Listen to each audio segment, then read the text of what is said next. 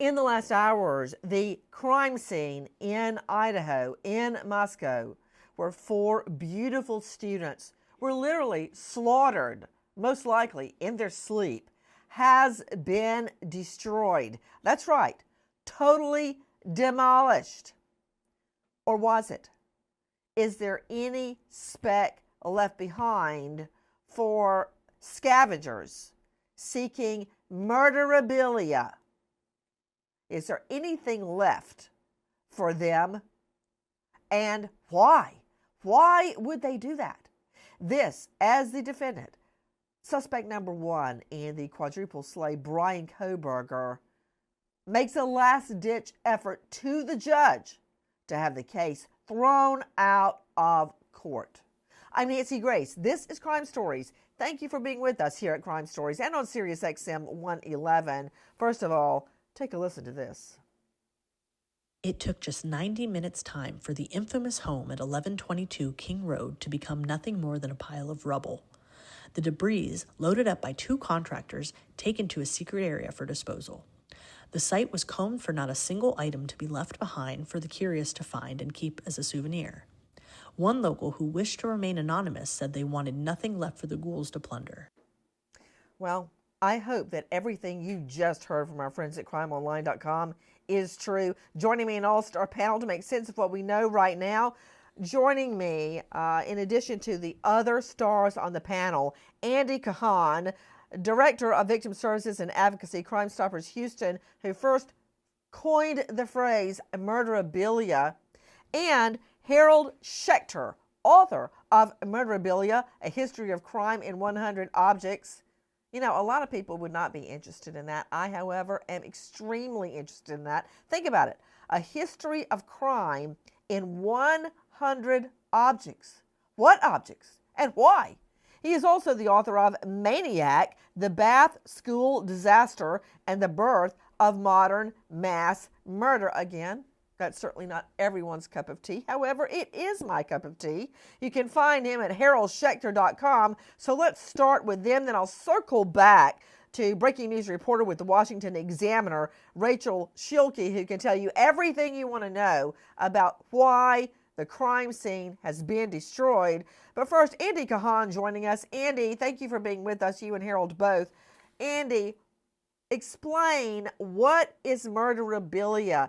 And as far as I know, you coined that phrase and you greatly helped me and inspired me in my first nonfiction book, Objection, where there is an entire chapter devoted to what I learned from you called blood money. Explain. So Nancy, murderabilia was something I first discovered primarily being sold on eBay way back in 1999, in which there was this subculture that was selling items that they obtained from high-profile serial killers, mass murderers, and Okay, number one, Andy, not everyone is as fluent as you and Harold Schechter when it comes to murderabilia. Slow it down, man. Slow it down. You got me drinking from the fire hydrant. Go ahead. Start over. I've had no bond coffee, so that's why I'm pumped up. So murderabilia is items that are associated with serial killers, mass murderers, school shooters, high-profile killers that are then peddled on an open market, primarily the internet. So these are items that are produced personally by some of the nation's worst serial killers and mass murderers. Let me just break it down, because when I was in your office there in Victims Advocacy in Texas, I believe you showed me somebody's toenails. Did you show me somebody's toenails or their hair? What was it you showed me that was not the most disgusting thing I've ever seen, but it definitely was in the top 10. What was it you showed me, Andy Kahan? Bag in my office, I actually have murderabilia items that include serial killer hair samples, which is like Charles Manson's hair that was sold in the form of a swastika. I have actual fingernail clippings from a California serial killer. I have pieces of clothing. I have objects that were actually taken from crime scenes itself. Stop right there. What kind of objects taken from crime scenes? Because that's what I'm worried about with the demolition of the King Road address. What objects have been taken from a crime scene? Look, anything is fair game. If some ghoul gets, I don't know, a piece of wood, a piece of cement, a piece of fabric, a piece of furniture. Let me give you an example, Nancy. Hit me. John Wayne Gacy's crawl space. Let me guess. There were Dirt. over 40 people that were bidding for items for dirt that was scooped up and put into a plastic bag where Gacy had buried over 30 young men. Okay, stop right there.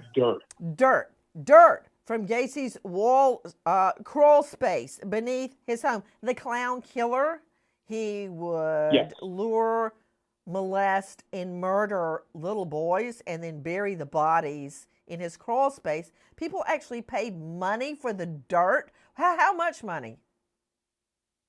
Well, they were paying anywhere from $50 to $100 for little bags of dirt. Let's go to Harold Schechter joining us, author of Murderabilia, A History of Crime in 100 Objects. Harold, what is wrong with these people? They're ghouls. They're like vampires sucking the marrow out of a crime scene. What is wrong with these people? Well, I think it's important to put the phenomenon in some kind of historical context.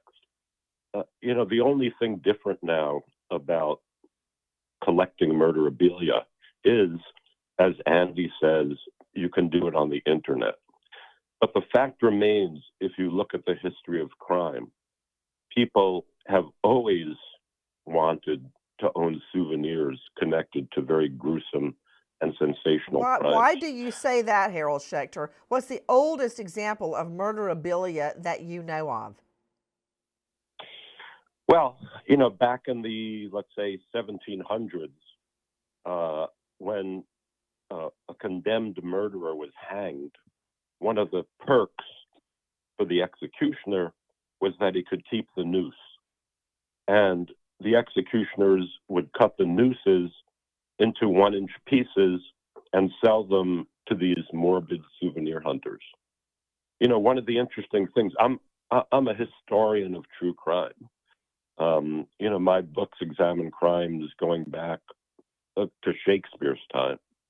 And every time there has been a very notorious murder, people have flocked to the site of the murder and often torn down, the barns or the houses where these crimes have taken place.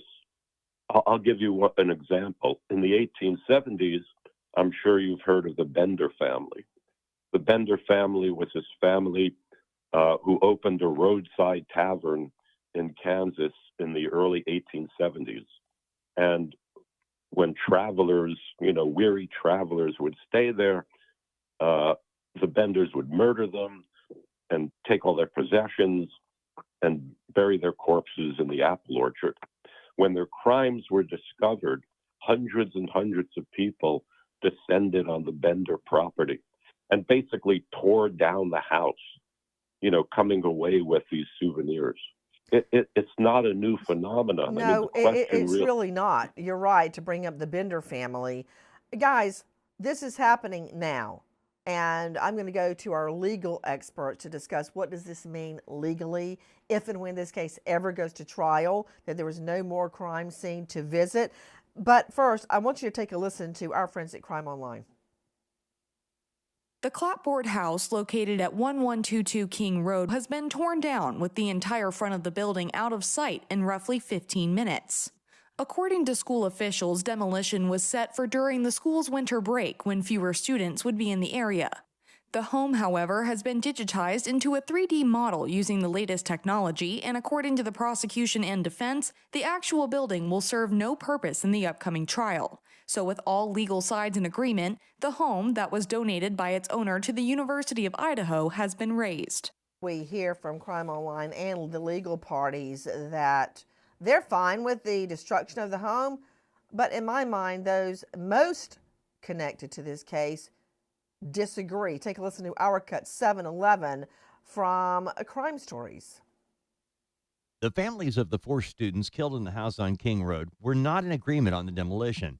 The Gonzalez and Coronado families issued a statement before the demolition asking the university to wait to tear down the building until Kohberger's trial is completed. The Gonzalez family released a statement through their attorney saying the house has evidentiary and emotional value.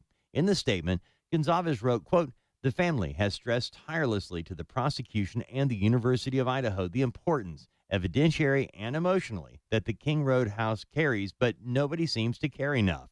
She writes, "The family's opinion isn't a priority." The family of Ethan Chapin, who did not live there, offered its support of the demolition. In their statement, the Chapins said the demolition was needed, quote, "for the good of the university, its students, including our kids, and the community of Moscow." This is what I think about that. I think that there's a very strong possibility the jury would not have seen the crime scene. Seeing the crime scene is very rare. We only hear about it in high-profile cases when it does happen. Typically, it does not happen. However, better safe than sorry. I think rushing into the demolition of a quadruple homicide was wrong at this juncture. That said, I want to hear about this so-called secret location, and I want to hear about the destruction of the home. We'll circle back to the Ghouls that are absolutely trying to get memorabilia from the King Road home. No question about that. Joining me, Rachel Schilke, along with the rest of our experts, breaking news reporter, Washington Examiner. Rachel, thank you for being with us. Tell me about the destruction of the crime scene. Well, the house was originally supposed to be demolished in August, but they delayed it because they were going through this court process of deciding whether or not they were going to keep the home standing or not. And then eventually the home was destroyed over the students' winter break. The university officials wanted to minimize any emotional damage that it could do on the students. And as we heard in those clips, a lot of the family members were not okay with this. They said that there could be evidentiary value, that this could be very important if there was a jury that could eventually see the home, or at least just to have it there in case the evidence needed to be put forward in court. So definitely was not the majority opinion of most of the people involved. Where is the so-called secret location where the timbers and the scaffold, everything went? Where is the secret location? No, I'm actually not sure where that secret location is. Well, it won't take long to find out. Joining me again, high-profile experts on the case, Chris McDonough joining me, who has visited the scene many, many times, director at the Cold Case Foundation, former homicide detective, over 300 homicides under his belt, and host of a YouTube channel where I found him, The Interview Room. Chris McDonough, what do you think? As a homicide detective, what do you think? Nancy, I think in one of these cases, in a case like this is a huge mistake. This is just my personal opinion is the fact that that building is now gone. I think the biggest problem the state's going to have, the 3D digital and all of the other forensic stuff that they've collected, that's not an issue. But the acoustics of that home are going to play very important roles. And the reason for that is within 50 feet of that house, there's a video camera that allegedly picked up moaning or something to that effect, and it's in the affidavit. Now, if they didn't have an acoustic engineer go in there and measure, then they've got a real problem. And the other problem I see is early on with the university, it sounded like was pushing this destruction of this house. They said that both the defense and the prosecution would sign off. That's not a problem. They've stipulated to that. This is your lane. You know more than anybody on this channel about what we're talking about there. However, in this particular case, the FBI returns later on after the civilian company that was in there to clean the house up. The FBI returns to take digital, a digital footprint. So if I was a defense, immediately I would file motions that is,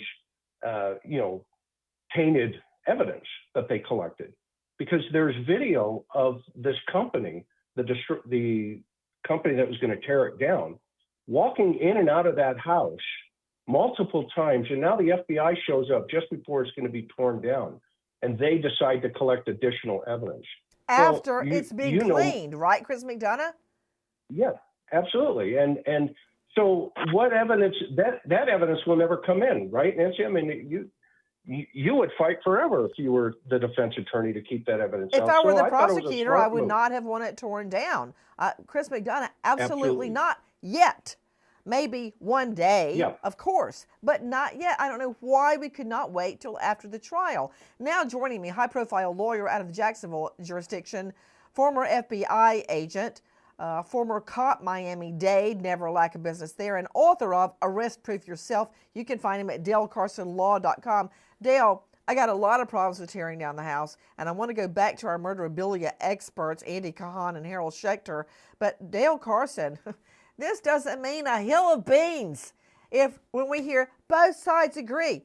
Okay, why? Because if it's a mistake that they got rid of the house, the defense can use that later. If there is a conviction, there can be a claim on appeal of ineffective assistance of counsel by that defense lawyer agreeing to the demolition. I mean, is nobody thinking the A word? Appeal. You don't want to win the case for it to be reversed on appeal. I just think that we made a mad dash to tear the house down, and for what? Right. There's no purpose in tearing it down. And I've been to thousands of crime scenes over my life, and I can simply tell you that the destruction of the primary piece of evidence is insane. That house gives you perspective. It gives you a great many other vantage points. Oh, Dale, just right there. After I watched Chris McDonough do his drive-through all over the town, they're very narrow roads. They're streets, very narrow streets. I don't really know that two cars can pass each other, especially in that weather when it's snowing and the roads are icy and the house is up on a hill. What I'm saying is the layout of the home and seeing the home, as you're just saying, is so much different than a picture. So when I saw Chris McDonough driving through, taking a video at about literally 2 miles an hour, maybe, I knew I had to go if I were going to talk about this case knowledgeably. And when I got there, as you're saying, Dale Carson, it's so much different than the photos depict. When I went up that hill and went around the house to the back of the house, it's 3 stories, perched up there, I can just see Kohberger right now. I can just see him up there in the dark looking down into that home. I mean, you could throw a softball to it from the vantage point. There was only a thin line of trees between the house and where I was parked. I went there in the morning, I went there in the afternoon, I went there in the evening, and I went there in the dead of night after midnight to look down at the house because somebody left a light on in there, Dale Carson. Completely different than it looks in the pictures, Dale. And of course, you could see directly in where the women would be during their living there. Dale, I could even look into the home across the street and tell you the name of the dishwashing liquid sitting at the kitchen counter. That's how easy, how tight the space is. So what you're saying about a picture cannot explain it fully. No, and that's powerful for a jury. It's probably better for the defense that it is gone from that perspective. Oh, yeah. Was that you, Chris McDonough, jumping in? Yes. So one of the things that's being overlooked is this company called Extreme Networks. There was a search warrant filed on January 25th, 23. And in that, they're looking for network intrusion into that residence. There was one of the affiants there is a detective by the name of Neil Urrig. He now works for the Secret Service, and his expertise is network intrusion. Well, whose laptop are they looking for? If we read that search warrant, it says description or decrypted access to the following computer: Extreme Network Service Tags, Kaylee. They're looking for network intrusion into Kaylee's computer, and I would submit to you just what you please stop said. talking like that. Network intrusion. Are you saying somebody was trying to hack Kelly Gonsalves's computer? Is that what you're saying? Yes, and I would submit to you, it's whoever, if it's BK, he's sitting in the back of that house, to your point, Freak. looking through those windows and tapping into the network in that home. Now, the jury... Once again, you totally freaked me out, Chris McDonough. Dr. Cyril Wecht joining us, renowned forensic pathologist, medical legal consultant, author of so many books, including The Life and Deaths of Cyril Wecht, Memoirs of America's Most Controversial Forensic Pathologist. I would be inclined to agree with that. Dr. Wecht, thank you for being with us. You've seen so many, many crime scenes and performed so many, many autopsies. What evidence, Dr. Wecht, could have been left behind? In the case of John F. Kennedy, all the statements that your guests have made are extremely applicable and extremely relevant. They're talking about taking down the Texas School Book Depository building and even maybe reconstructing the grassy knoll area where the most critics believe additional shots were fired. So I strongly believe, and without repeating everything that the gentleman and lady have made, are extremely important. I concur fully and strongly agree that there is no need, no rush, no purpose in tearing down the critical physical sites associated with those particular murders. I agree with you, Dr. Wecht. And for all I know, the jury may not be allowed to visit. They may not even want to visit, which I doubt. I'm sure they'll want to visit it.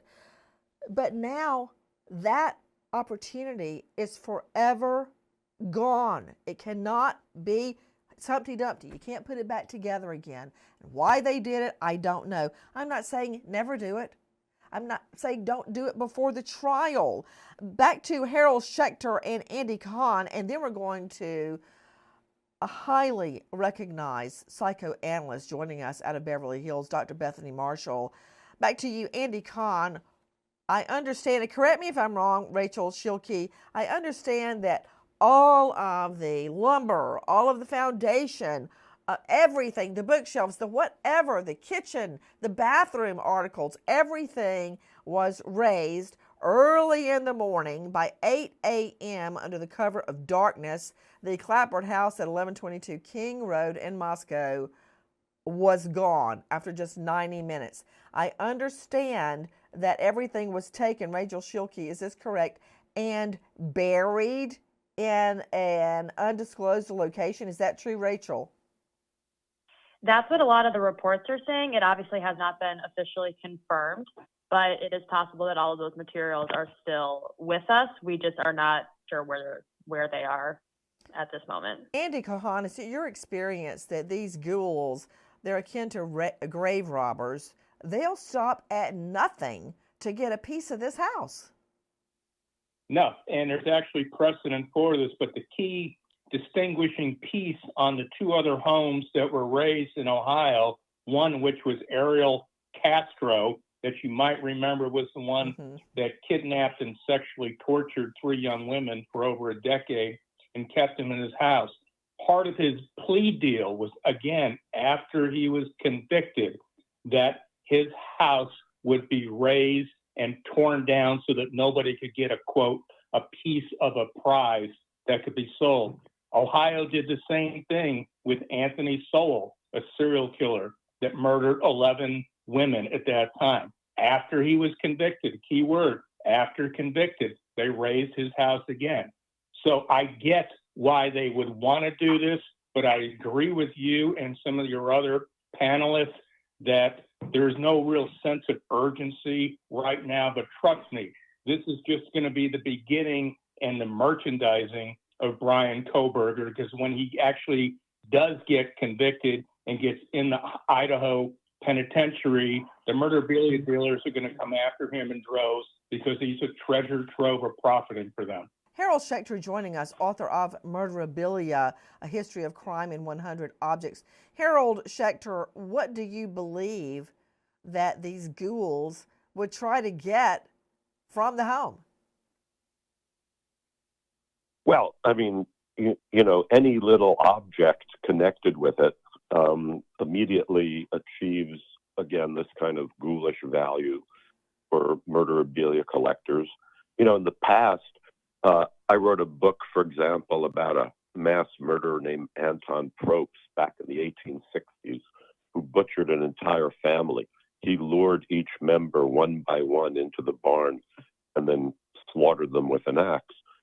And again, when those crimes were uncovered and these hordes of people descended on the site, they, you know, ripped up the floorboards of the, you know, of the barn.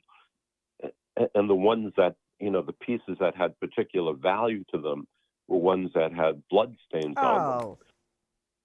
So, again, that illustrates two things. One, you know, this is not something new.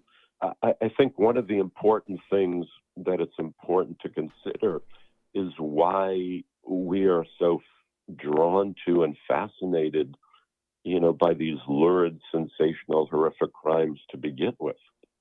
Harold Schechter, you know, I've wondered that for many, many years. I don't know the answer to that. And I'm just a JD, okay? We need to shrink. You're right, Schechter. That's right. Let's go straight to Dr. Bethany Marshall, renowned psychoanalyst, joining us out of the Beverly Hills jurisdiction. Bethany, what is wrong with these people? Did you hear what Schechter said? And I want to hear from Andy Kahn as well. The floorboard would have more value. And I actually feel like I'm eating a dirt sandwich right now. I want to just clean my tongue off. The floorboard would have more value if there was blood on it. Sydney, please give me the tea. I think I need something a little stronger than tea right now. But how could that be? Thank you. It's got more value if these victims' blood. You know what? I just had a flashback. My flashback is this, Dr. Bethany. When I had to testify at my fiancé Keith's murder trial, I remember coming down, the witness seat was high up. Had to go up 2 flights of stairs to get to it. It was equal to the judge up on his bench. And when I came down, I passed the state's table and Keith's bloody denim shirt was there. I'm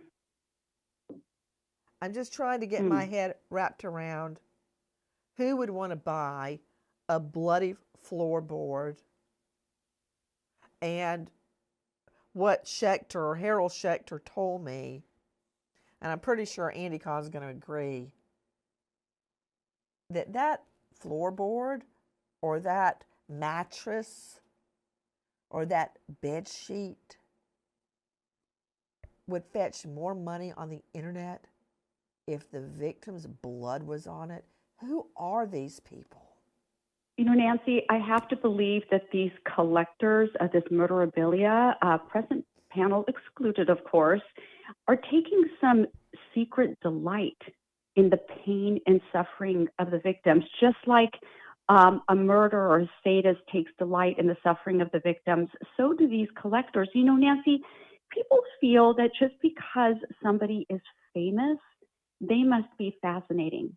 So like a BTK killer or a Casey Anthony, just because we know a lot about them and they are talked about on the air, oh, these people must be fascinating. I want a piece of them. But the fact is, criminals, murderers, perpetrators, they are incredibly boring people. Have you ever sat and interviewed one? I'm sure you have. You know, the crimes may be very notorious and sort of horrible and hard to wrap one's mind around, but when you sit with a criminal their excitement is not in the conversation with you or about their travels or their children or the latest book they've read. They're so preoccupied with their internal sexualized, fetishized world of wanting to kill people that they're not even present in the room with you. So I think the public should not confuse these criminals and their acts as being fascinating in any way. And the fact is, when you have a floorboard with blood on it in your home, you yourself become proxy to the crime. I know that's a dramatic statement. Not in reality. It's not like you could be prosecuted for it, but you are delighting in the anguish of the victims. You are ignoring what their families have gone through, and you have a whole imagination about what happened that has nothing to do with reality. I'm trying to figure out who these people are. Andy Kahn, you had to buy your toenail and hair stash. I just can't believe I went to law school, 3 years at Mercer University, and it took me 2 years at NYU to get an LLM in criminal and constitutional law, and I'm saying your toenail stash. I never thought those words would come out of my mouth, but they did. You had to get it from somewhere. What freaks are dealing in a killer's toenails? And I agree and disagree with Dr. Bethany Marshall. I think some people want a piece of these victims. They want the bloody bed sheets. They want the bloody floorboard. And can you imagine the pain, Andy Kahn, of the victims' families? I mean, I'm sitting here right now wondering for the first time, because I really don't like to think about it and I try to avoid thinking about it, what happened to Keith's bloody shirt? Where is it? Did they destroy it? Is it in a plastic bag somewhere in an evidence room? I mean, can you imagine? And Andy, do you really think these ghouls are going to give up? They're going to find where the home remains were buried. They're going to find it, and they're going to try and get it. But back to my original question, who are these people? You had to buy those toenails somewhere. From who? You know, from a victim's perspective, and as someone who's worked with homicide survivors for over 30 years, there's absolutely nothing more nauseating and disgusting when you find out the person who murdered one of your loved ones now has items being hawked by third-party dealers simply for pure profit. Like it or not, you have small groups of people out here, for whatever reason, idolize serial killers, mass murderers, high-profile killers, and they want to own a piece of their soul. And this is a untapped market that they've realized that not only can they own a piece of whatever they have, they can also make money off of it. So you have about 7 dealers throughout the country that specialize in obtaining items from high-profile killers strictly for the purpose of profiting. And anything that you can get that has something associated with the victim, because I have actually seen items that were actually used to kill their victims being sold at an open market. That is like the ultimate get. It's like a treasure hunt, and nothing is going to stop them from trying to obtain items from the Idaho killer. Stop, please. I've got to go to Dale Carson on something. Dale, do you ever, I mean, you and I have tried a lot of cases. Everybody on this panel has dealt with a lot of similar cases. Well, not similar to Idaho, because that's quadruple murder, but murder cases. Dale, do you ever just get sick to your stomach? Because everything Andy Kahn just said, Harold Schechter, Dr. Cyril Wecht, everything they said is correct, but something about, hey, what about this? Do you remember in the Bible how the Roman soldiers gambled to try to get Christ's robe and his crown of thorns, all that was left, and took it somewhere? I mean, as far as I can, thinking all the way back in history, how callous and awful that is, Dale, just thinking of someone trying to get remnants of this home and the more gory and the closer that remnant was to one of the victims, the more valuable it would be. Do you ever just want to quit Dale Carson when you hear things like that? Oh, absolutely. You've missed one salient point, which is the smell of a recent crime scene. And it's troubling because the lives are lost for basically no reason at all. And yet, all the material wealth that they have gathered all these years is of no meaning at this point. Frightening. Guys, we're trying to make sense of Nancy, what has happened. Who is this, Harold or Dr. This Weck? is Harold. Can I just interject for a Please moment? do, yes. Since you brought up the crucifixion. So, I mean, one word that we haven't been using so far in this discussion is evil.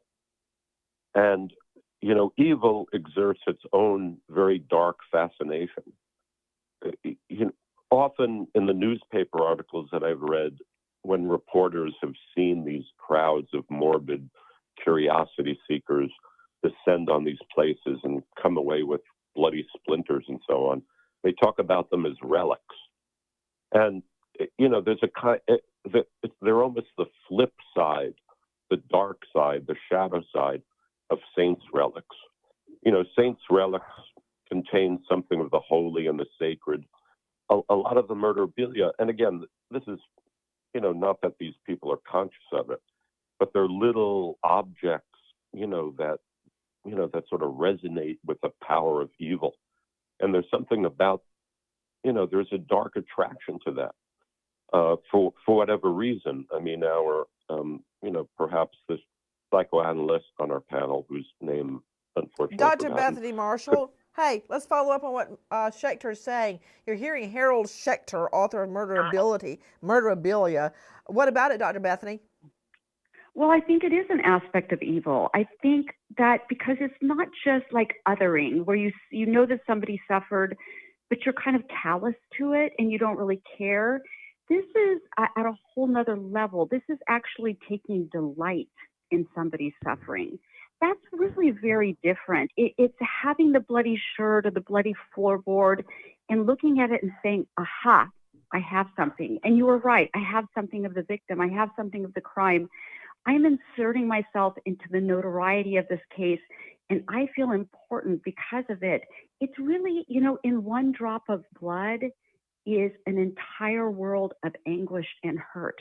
The anguish of the families, the anguish of the victim, the anguish of the communities, the reverberating effect of the crime.